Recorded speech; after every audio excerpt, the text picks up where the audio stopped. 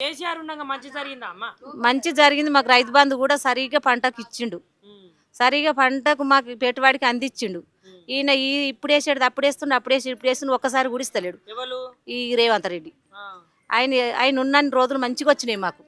మళ్ళీ ఇవి మసాలాలు దొరికినాయి, మంచిగా పెట్టుబడి వచ్చింది, చెల్లు నిండినాయి. మేము నెత్తి మీద నీళ్ళు బిందె ఎత్తకుండా ఇంటికి వస్తున్నాయి మాకు నల్లలు మంచిగా వస్తున్నాయి. కేసీఆర్ చేసిన ఇంటింటికి నల్లు ఇచ్చిండు ఊళ్ళ అన్ని మంచిగా అయినాయి. ఈయన వచ్చిన నుంచేలే ఇక మాకు పెట్టుబడి దిగుబాటు వస్తలేదు, మసాలాలు దొరుకుతలేవు, ఆగమే ఉంది, జనాలకు ఆగమే ఉంది. మరి ఎవరైతే బాగుపడతారు? జనాలు బాగుపడతారు, రైతులు బాగుపడతారు? రైతులు బాగుపడాలంటే కేసీఆర్ వస్తేనే బాగుపడతారు. కేసీఆర్ రావాలి. రేవంత్ రెడ్డి వచ్చింది చూస్తున్నాం కదా, ఏం లాభం ఉంది? ఇప్పుడు మొన్న వేసేది ఇప్పుడు మళ్ళీ మొన్న వేసే ఆ పైసలు అయిపోయాయి.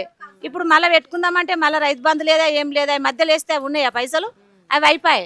ఇప్పుడు ఏం లేవు. మళ్ళీ ఇప్పుడు ఏం తెచ్చుకొని పెట్టుకోవాలి మేము? పెట్టుబడి సీజన్ మరి మీకు అందిందా? ఏం అందలేదు.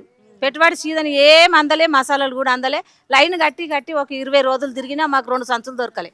2 సంచులు దొరికితే ఇప్పుడు వేసేది 10 రోజులకి వేస్తే దిగుబడే రాలే పంట. రైతులందరూ మోసపోవాల్సిందేనా ఈ ప్రభుత్వంలో? మోసపోవాల్సింది.